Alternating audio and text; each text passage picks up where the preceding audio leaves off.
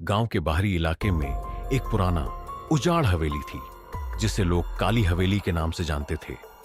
उस हवेली के चारों ओर उगी लंबी घास, टूटे खिड़कियां और दीवारों पर लगे काले धब्बे देखकर किसी के भी रोंगटे खड़े हो जाते थे। लोग कहते थे कि वहां रात में एक अजीब सी बिल्ली दिखती है जिसकी आंखें आग की तरह जलती हैं और जिसकी छाया इंसान जैसी दिखती है। रवि और उसके दोस्त मोहन, सीमा और नील इस काली हवेली के रहस्य को जानने के लिए हमेशा उत्सुक रहते थे। रवि एक निडर लड़का था और वह किसी भी डरावनी कहानी पर यकीन नहीं करता था। एक दिन उसने दोस्तों के साथ मिलकर तय किया कि वे इस हवेली में रात बिताएंगे और पता करेंगे कि यह बिल्ली वाली कहानी सच है या महज एक अफवाह।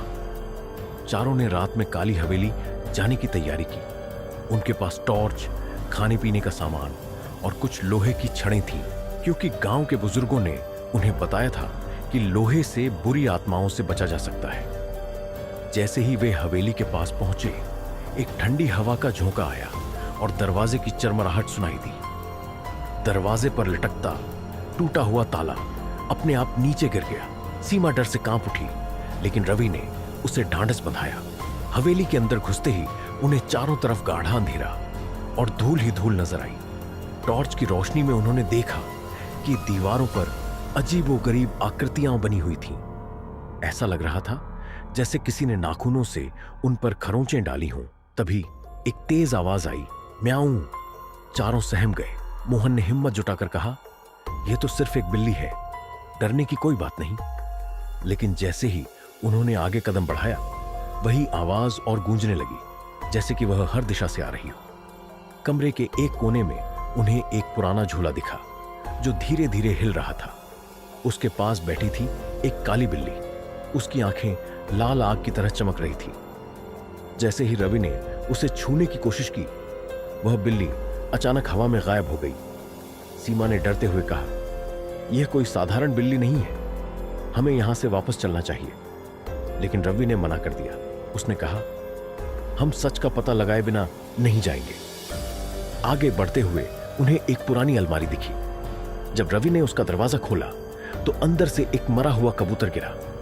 उसकी आंखें फटी हुई थीं और खून से सनी हुई थीं। तभी दीवार पर बने एक पुराने आईने में उन्होंने उस काली बिल्ली को देखा। इस बार उसकी छाया इंसान जैसी थी। वह आईने से बाहर निकलने की कोशिश कर रही थी।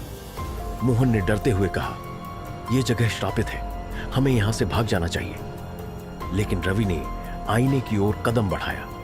तभी एक भयानक चीख सुनाई दी और बिल्ली आईने से बाहर निकलकर उन पर झपट पड़ी। बिल्ली ने नील के पैर पर पंजा मारा, जिससे वह जोर से चीख पड़ा।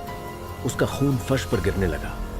बाकी दोस्तों ने किसी तरह नील को खींचकर दूसरे कमरे में ले जाने की कोशिश की, लेकिन दरवाजा अपने आप बंद हो गया। अब वे उसी कमरे में फंसे थे जहां बिल्ली थी। सीमा ने कांपते हुए कहा, यह कोई साधारण बिल्ली नहीं है, यह कोई आत्मा है जो बदला लेना चाहती है। तभी एक पुरानी किताब फर्श पर गिरी। जब मोहन ने उसे उठाया तो उसमें लिखा था, यह हवेली कभी एक तांत्रिक की थी। उसने यहां बुरी आत्माओं को बुलाने के लिए काली पूजा की थी, लेकिन पूजा के दौरान उसकी आत्मा एक बिल्ली में कैद हो गई। अब वह हर उस इंसान को मार डालती है जो इस हवेली में कदम रखता है। अचानक टॉर्च की रोशनी बुझ गई। चारों तरफ अंधेरा छा गया। बिल्ली की आंखें फिर से चमकने लगीं। अब वह धीरे धीरे उनकी ओर बढ़ रही थी। रवि ने लोहे की छड़ उठाई और बिल्ली पर हमला करने की कोशिश की, लेकिन छड़ उसके शरीर से आर पार हो गई, जैसे वह सिर्फ एक परछाई हो। बिल्ली ने जोर से म्याऊं की और पूरी हवेली की दीवारें हिलने लगी। क्या रवि और उसके दोस्त इस भूतिया बिल्ली से बच पाएंगे? क्या वे हवेली से बाहर निकल सकेंगे, या फिर यह बिल्ली उनकी आत्माओं को हमेशा के लिए कैद कर लेगी? रवि, मोहन, सीमा और नील अब हवेली में फंसे हुए थे। चारों के दिल डर से तेजी से धड़क रहे थे। कमरे की हर दिशा से बिल्ली की खौफनाक म्याऊं की आवाजें गूंज रही थीं। अंधेरे में उन लाल लाल आंखों का चमकना उन्हें मौत के करीब खींच रहा था। नील का पैर खून से लथपथ था और वह दर्द से कराह रहा था। सीमा उसे संभालने की कोशिश कर रही थी, लेकिन डर उसके चेहरे पर साफ झलक रहा था। मोहन और रवि अब भी सोच रहे थे कि इस स्थिति से कैसे निकला जाए। मोहन ने फर्श पर पड़ी किताब को फिर से उठाया। उसकी कुछ पन्नों पर खून के धब्बे थे। उसने जल्दी जल्दी पन्ने पलटे। एक जगह लिखा था, अगर तुम इस आत्मा को रोकना चाहते हो तो तुम्हें उसी तंत्र मंत्र को दोहराना होगा जिससे यह बांधी गई थी। लेकिन याद रखना, यह आत्मा आसानी से हार मानने वाली नहीं है। रवि ने किताब को ध्यान से पढ़ा और कहा, हमें तांत्रिक के कमरे तक जाना होगा। शायद वहीं हमें इसका अंत करने का तरीका मिल सके। सीमा ने घबराते हुए कहा, क्या तुम पागल हो? यह आत्मा हमें मार डालेगी। हमें यहां से भागने की कोशिश करनी चाहिए। लेकिन रवि ने दृढ़ता से कहा, भागने का कोई रास्ता नहीं है, हमें इसका सामना करना होगा। चारों ने कमरे से बाहर निकलने की कोशिश की। जैसे ही वे बाहर आए, उन्हें दीवारों पर उभरती खरोंचों से खून टपकता नजर आया। बिल्ली की आवाजें अब और ज्यादा डरावनी हो गई थी। तांत्रिक का कमरा हवेली के सबसे पीछे वाले हिस्से में था। जैसे ही वे वहां पहुंचे, दरवाजे पर अजीब सी आकृतियां बनी हुई थी। कमरे के अंदर एक बड़ा त्रिकोण चिन्ह बना था जिसके चारों ओर खोपड़ियां रखी थी। बीच में एक तांत्रिक की अजली तस्वीर पड़ी थी। नील ने कांपते हुए कहा, यहां कोई बहुत भयानक घटना हुई है, हमें तुरंत यहां से भागना चाहिए।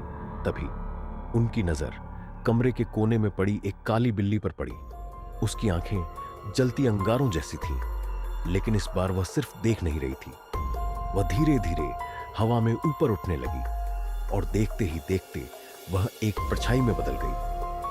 परछाई ने एक डरावनी आवाज में कहा, तुम लोग मेरे घर में घुसने की हिम्मत कैसे कर सकते हो? अब तुम सब मेरी कैद में रहोगे। रवि ने हिम्मत जुटाकर कहा, हम यहां सिर्फ सच का पता लगाने आए हैं, हमें कोई नुकसान नहीं पहुंचाना चाहते। लेकिन तांत्रिक की आत्मा ने जोर से हंसते हुए कहा, यह हवेली मेरी है और यहां आने वाले को जिंदा लौटने की इजाजत नहीं है। मोहन ने किताब के आखिरी पन्ने पर लिखा मंत्र जोर से पढ़ना शुरू किया। तांत्रिक की आत्मा गुस्से से चीखने लगी। हवेली की दीवारें फिर से हिलने लगी और खिड़कियां अपने आप टूटने लगी। बिल्ली एक बार फिर दिखाई दी, लेकिन इस बार वह दर्द में तड़प रही थी। रवि ने कमरे के बीच बने त्रिकोण के अंदर बिल्ली को धकेलने की कोशिश की। जैसे ही बिल्ली त्रिकोण के अंदर गई, कमरे के चारों ओर एक अजीब सी रोशनी फैल गई। तांत्रिक की आत्मा ने जोर से चीखते हुए कहा, तुमने मुझे बंद किया, लेकिन यह खत्म नहीं हुआ, मैं लौटूंगा। जैसे ही मंत्र पूरा हुआ, हवेली में जोरदार कंपन हुआ। चारों दोस्त जल्दी से बाहर की ओर भागे। पीछे मुड़कर देखने पर उन्होंने देखा कि पूरी हवेली धूल में बदल गई थी। गांव लौटने के बाद चारों ने महसूस किया कि सब कुछ खत्म हो गया है। लेकिन कुछ दिनों बाद सीमा ने देखा कि उसके घर के बाहर एक काली बिल्ली बैठी थी। उसकी लाल आंखें उसी तरह चमक रही थीं। क्या तांत्रिक की आत्मा सच में खत्म हो गई थी, या यह एक नए आतंक की शुरुआत थी?